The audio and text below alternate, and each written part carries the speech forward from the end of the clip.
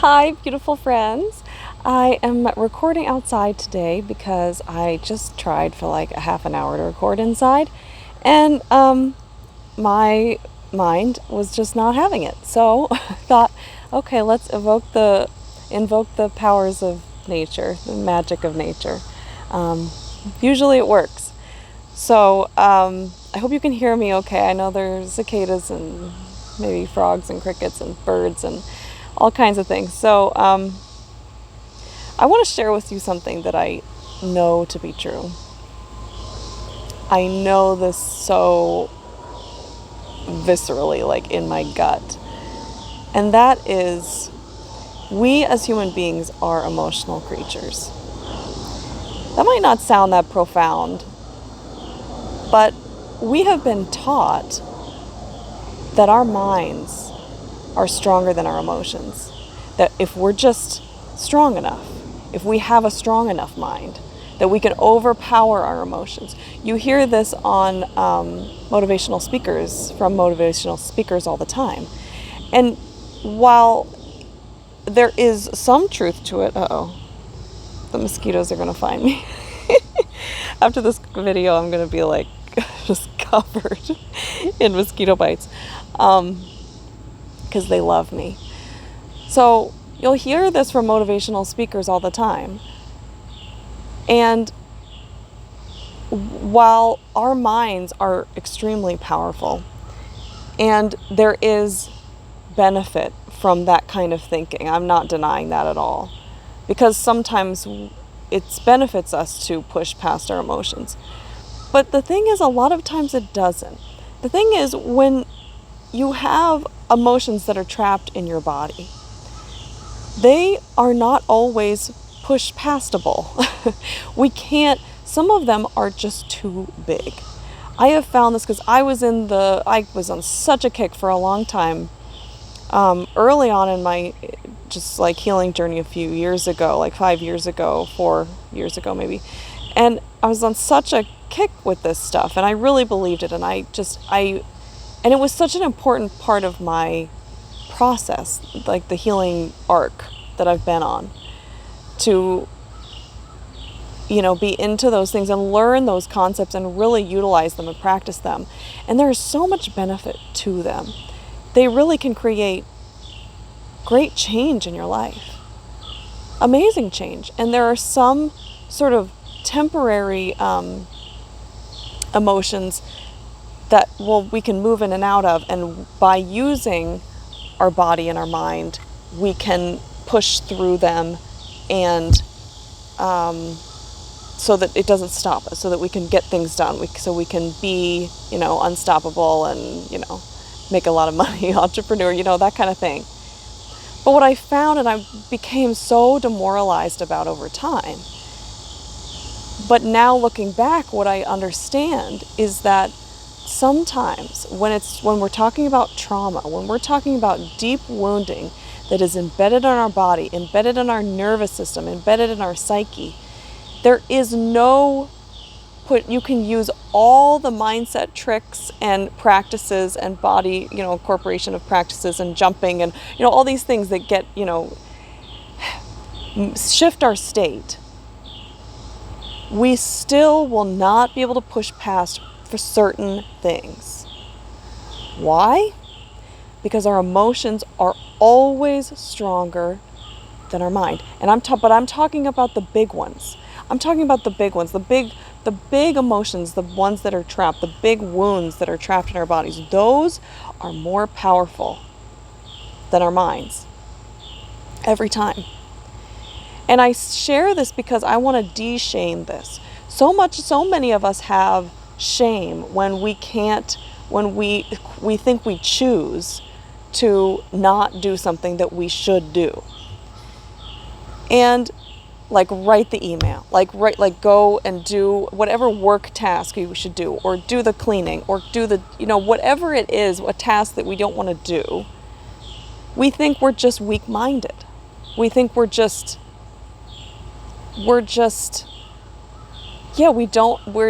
not doing a good enough job at using these mindset tricks, and we think sometimes we can think we're defective. We can go to this place where, see, I'm defective. There's something wrong with me. Everybody else seems to be able to do this, and I can't do it. These people say that you should be able to do this, and I can't do it. It doesn't matter how many times I try. I just keep trying and trying and trying, and it just never works. Every once in a while it'll work, but usually it doesn't.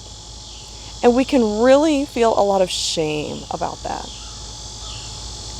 And the problem with shame is that it covers up all other emotions. It completely eclipses the real emotions that are going on underneath, the real beliefs that we have about ourselves. I feel like I could go on, I have 5 different strings I want to follow. So I might have to jump around to them a little bit. But the thing is, what's happening in those moments when you're making a decision, when you think you're making a decision. So let's say you choose to, you're supposed to eat healthy, but you choose to eat unhealthily. You choose to eat that pint of ice cream for lunch instead of a salad. You have all the cookies. You eat a pizza instead of, chicken and vegetables. Or you go watch a movie, or you sit on the couch, or you scroll through Instagram or something else instead of writing an email that you've been afraid to write. From the surface, those look like decisions. They look like we're using our mind to make a decision. And when we make the wrong decision, we're weak. There's something wrong with us. Other things are more powerful than us. I just can't do it. I'm not good enough. I'm not strong enough. I'm just not enough. That other people can do it and I can't do it. There must be something wrong with me. What I believe, and I want to say I know to be true, but let's just be fair. It's a belief, but it's based on experience, so much personal experience, and then experience with clients as well. And witnessing it, just witnessing it. I believe that in those moments, it's not that you're making a decision. It's that a wound is coming up. And the wound is more powerful than your mind. Every single day of the week, we are human beings. And as human beings, we are not intellectual creatures, which is what we've been taught that we are. We have these beautiful, amazing intellectual minds, right? We have this intellect. We have this unique intellect. But it is not stronger than our emotions. We are emotions before intellect every day of the week.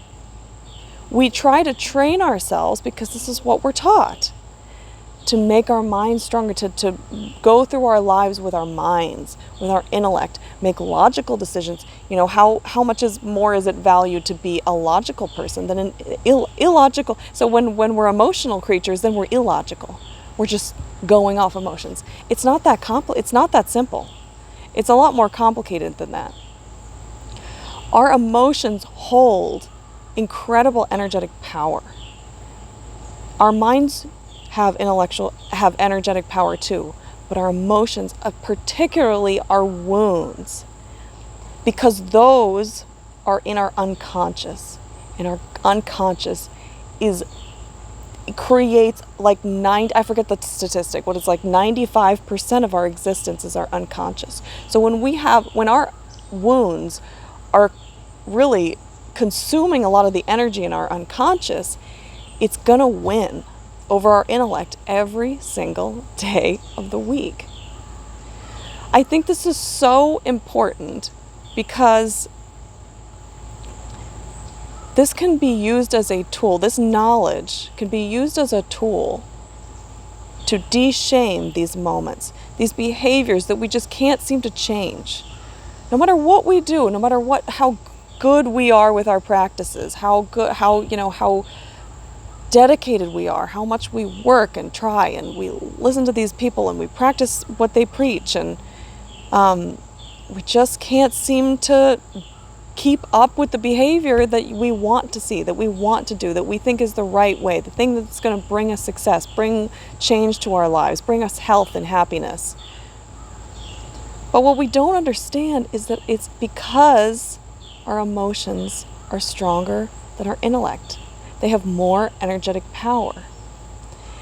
This is all to be said to empower us, not disempower, because what we need to do is remove the shame and learn how to see that when those decisions, when we make those, quote, decisions, they're not decisions at all. We are being overtaken by a wound. A wound is coming to the surface that needs to be witnessed, needs to be seen and held and made space for. And this is another thing about this motivational talk that I can disagree with sometimes, because it's not about overriding emotions like there's some kind of bad thing. They can create patterns of behavior that we don't like. But it's this huge shift comes with learning how to be there for our emotions. This is the whole process, because there are all these emotions that are unprocessed in our bodies because we don't know how to be there for them, because they're super unpleasant. They can be painful, they can feel disgusting, they can feel so horrible in our bodies. We haven't learned how to be there for ourselves with it, and a big part of that is retraining our nervous system to know how to work with our bodies through those emotions. But it's not about pushing past the emotions. That's not what, in the end, that's not what creates behavior change. It just doesn't. It's not permanent. It's the same concept to me as cognitive behavioral therapy. While there is benefit to learning new ways of thinking and creating habits of positive thinking. But I fundamentally disagree with this part of it, because it's not about positive thinking out of stuff. It's about being able to notice the negative thought and not bypass it, not shift it aside, not be like, no, okay, think this way, think more positively. Okay, could this be a gift? While all those things are beneficial, it negates the real thing that we need to do, which is notice and turn towards it with curiosity of, that's really interesting that I'm having such a negative response. Why are my thoughts particularly negative right now? Or why do I have such negative thought patterns? Or, wow, that was striking that I thought that way. I wonder what that wound, sorry, bugs, what that wound could be underneath. What is, because it's this trail that I talk about. The wounds that are the unprocessed pains that are in our body create beliefs that we hold true, that we live by. And the beliefs create thoughts. And there are strings in between those clumps. So when we have negative thought patterns, it's not about trying to change the thought patterns. While that's helpful to be able to start recognizing the thought patterns that we have, the way to change it is to identify what the belief is underneath and where that came from. Because where it came from was pain. And so how we change our thoughts, how we change our behavior, and then of course behavior is after our thoughts, our actions, our patterns, those come, how you actually do that, how you actually make behavior change is by finding the wound, identifying the wound, and learning how to be there for the wound that's creating the belief, and which is creating the thought, which is creating the behavior. Now, obviously that doesn't work as fast as trying to shift your thoughts to positivity. And again, there is benefit from this because we do need to learn how to pay attention to our thoughts. That is one part that the two ideas have in common. It's like, yes, we have to be able to start to identify the thoughts that we're having, the thoughts that are in our heads and that are coming up in different moments in our lives. But the thing is, negative thought patterns tend to be triggered by something. Well, what is it triggering? It's triggering a wound. It's triggering a wound that's connected to a belief, and that's creating the thoughts and the behaviors in our lives. So it's not about, you know, so these motivational speakers and cognitive behavioral therapists are focusing on the end. I am obsessed with the root. I'm like, because it doesn't work, at least for me. I don't want to speak for everybody, but I think this is true for a lot of people that I've seen. And we can't have behavior change and we can't have thought change until we start to explore the wounds.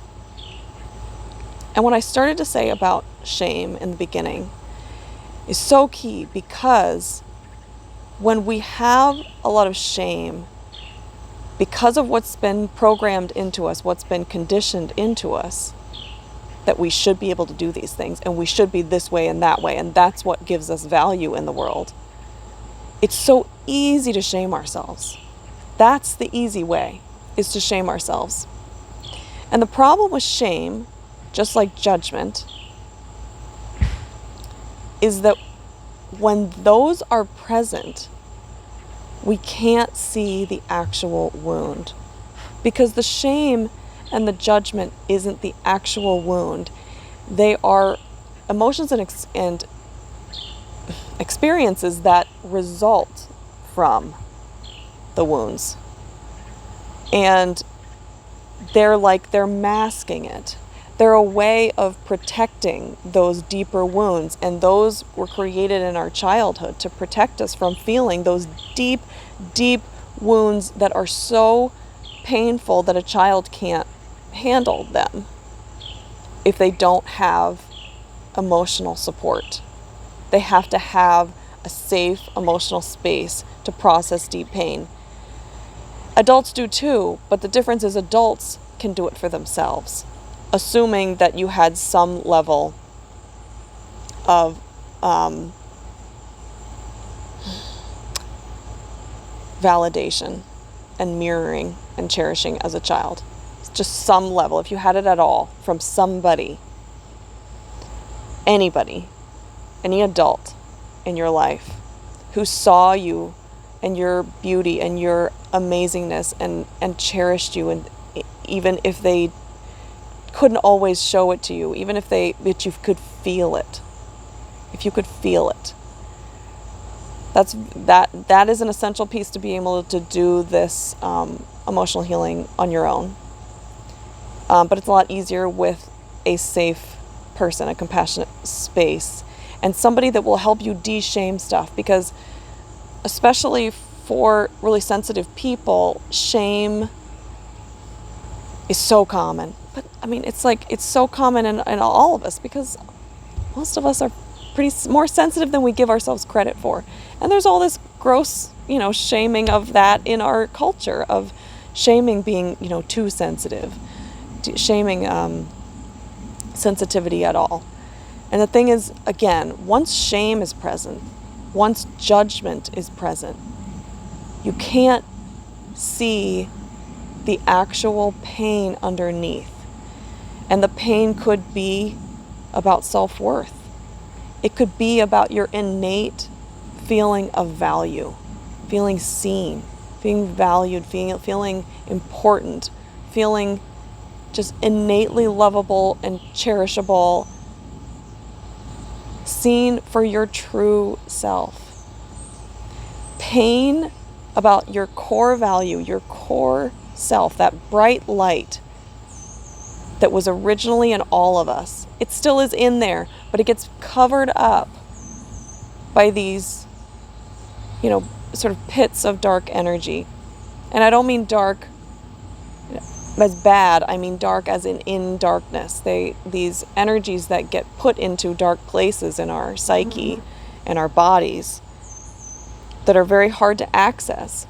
And one of the ways to make a safe space to access them is to learn how to de-shame things. And de-shaming and removing judgment is not as easy it's easier said than done. But one of the important practices is to understand certain concepts,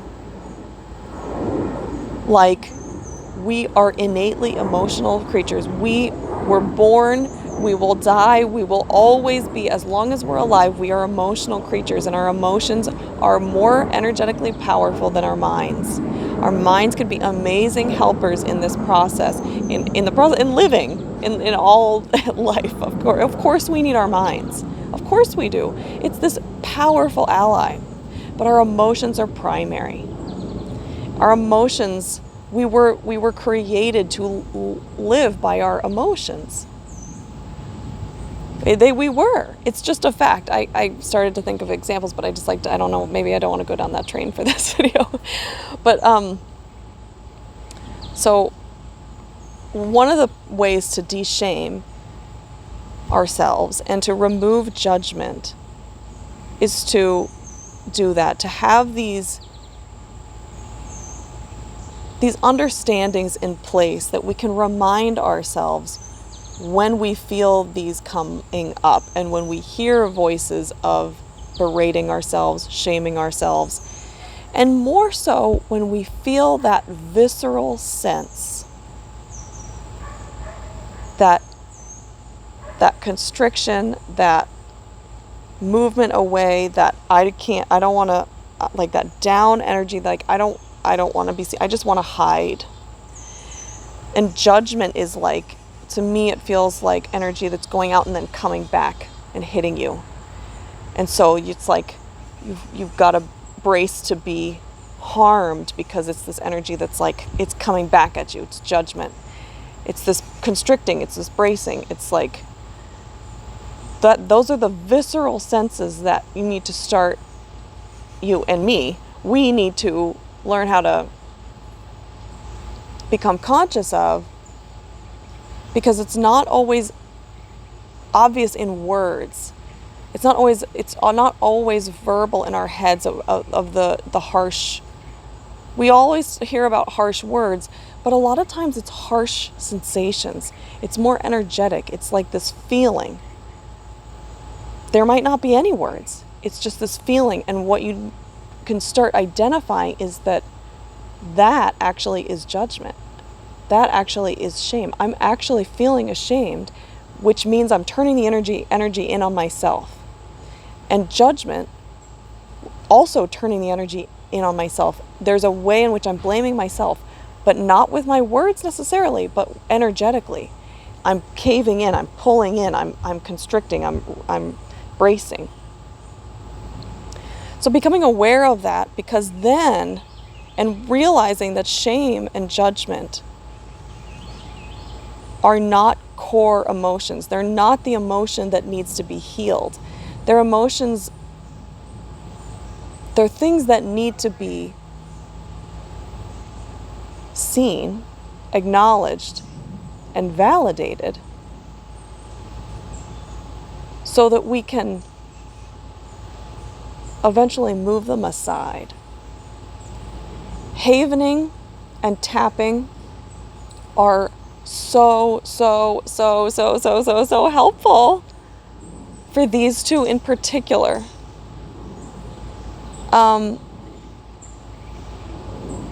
Because they're both energies that are inflicting on self.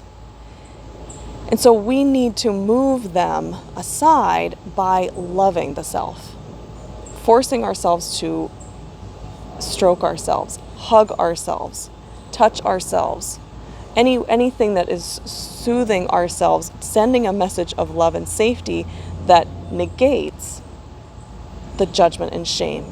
We're not judging and shaming the judgment and shame. That doesn't work. We have to love the judgment and shame. And what you'll find is if you start to do havening and tapping, a lot of times you will find that when you do those two, judgment and shame, you will sometimes and maybe all the time, but it takes practice. Havening and tapping take some practice a lot of times to start being able to move energy more efficiently. Sometimes you have to do it a while to get this effect. But if you do it long enough, you will. Doing havening and tapping to shame and judgment will will move those energies aside, and you will start to get glimpses as to what the emotion is underneath. What emotion, what pain are those two trying to cover, trying to mask, or trying to protect you from feeling?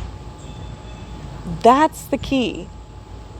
That's the key to starting to work with these unprocessed pains in our body. And those unprocessed pains are the things that are creating behavior that we don't want in our lives. The things that we feel like we should be able to do, that we should be doing, exercising, eating right, working, not wasting time. There are a million examples, and I'm never good at just thinking of examples on the fly. I can usually think of one or two, and then I'm out until later. I'm like, oh, this is an example, and this is an example. Anyway, but these choices that we berate ourselves about, it's actually showing us a pattern of shame and judgment. And what that's showing is that we have wounds that are underneath, that we have patterns that are trying to protect. And so the whole thing of healing, I want to say key, but I say that to about a lot of things. There are a lot of keys to healing. This is another one. It's about learning how to move shame and judgment aside lovingly, so that we can start to see the emotion underneath, because the emotion, the pain, the wound, the trauma is the thing that is creating beliefs, that are creating the thoughts, that are creating the actions that we don't want, the negative ones. We are all innately positive, joyful creature. We are all creatures that are capable of feeling immense joy and happiness and satisfaction and positivity, and seeing the world in this positive light. That's our natural state as humans. What happens from wounding is it changes all that. When we have wounding, unprocessed pain in our bodies, and we develop these beliefs and these cynical beliefs and these thoughts that are very cynical and berating of self and judging others, judging ourselves, that's what creates negativity. Negativity is not a natural state, in my opinion. So what we're doing is we're uncovering these wounds that are creating the thoughts and the behaviors that we don't want, because that's how we really evoke behavior change in our lives, and manifest the things and be able to manifest the things that we want, and just are dying. That's the thing. We can be just desperate to manifest something. We want it so bad, and we just strive toward it and strive towards it and strive towards it and won't. It's another one of those. It's the same concept. It's a wound. If you just try and you do everything you can and it's still not changing, or it's a relationship with eating, it's a relationship with other humans, it's a relationship with significant others. All these, if there are just these patterns that we just can't escape from, it's I can't, no matter what I do, I can't escape. It's a wound. It's a wound. It's creating our reality. And so again, how we get to the wound is by moving these other energies aside with love. But first, before that, we have to notice, we have to see, we have to be able to start noticing when we feel that. And I want to reiterate this point, that it's not always words. And that's a very deceptive thing that we get taught. And it took me so long to understand this, because I was like, I've done all the cognitive behavioral stuff. I don't have these thoughts anymore. Why are these energies still in my body? Well, it's because it was an energy. It was always an energy. It wasn't a thought. The thought was secondary. So I tried to change the thought, and didn't change the energy, the energetic impact on my body of judgment and shame that was coming towards self. It's that constriction, again, that bracing, that shaming is down energy, that disgust is away energy, and judgment is kind of away too. It's like you're bracing to be afflicted. But the thing is, we're afflicting ourselves, but we're not realizing it because we're so conditioned to do it. Okay, I think those are the points I wanted to get across today. I hope this was helpful. I really do. I wish it was easier. Don't we all wish this was easier? But I think so much of the reason that it's hard is because of all the ways that we've been conditioned and trained to think. Like the one that I'm talking about, that our minds are stronger than our emotions. It's not true. It's a lie. It's a lie. And that is empowering information, because once we know that, then the key is to learn how to work with your emotions, how to love your emotions, how to turn towards your emotions with curiosity and acceptance and validation. That's the key. It's not, I'll just push them aside. I don't want that. I don't feel that. I'm just going to change my state. I'm going to change my thoughts, and I'm just going to go that way. No, I'm not going back that way. It doesn't work. It might work temporarily. It's never going to work in the long haul. So, okay. Whew, I feel like I was on a rant. I get so passionate about some of these topics. But maybe nature helped. Nature did help me talk, so not get so much brain muck. So I hope that was helpful. I hope you're doing well. And I'm going to see you on the next video. I hope you have a beautiful rest of your day. Yeah, and I'll see you on the next one. Oh, really quick, if you would like to work one-on-one with me for your emotional healing journey, to have coaching calls where we talk about your personal stuff and how things are manifesting, and start to uncover your wounds. And I find that working with somebody can speed up the process so much. And we all have blind spots. And especially when we're working with the unconscious, it's like you're working with all of your blind spots when you're working with your unconscious. So it really helps to work with somebody and reflect back to you, and to be able to mirror and validate you. A lot of the time, that's so much of what we need, and it's so hard to do ourselves. Validation. Empathy, give ourselves empathy and validation and acknowledgement, and to help us de-shame stuff like I'm talking about, and remove that judgment, like have conceptual ways of framing things that are helpful to de-shame us. So again, if you want to work with me on that, I have my website is up. It's laurenvoorhees.com, or you can send me an email, lauren.j.voorhees@gmail.com, and I would love to hear from you. So have a beautiful rest of your day. I'll see you on the next one. Bye.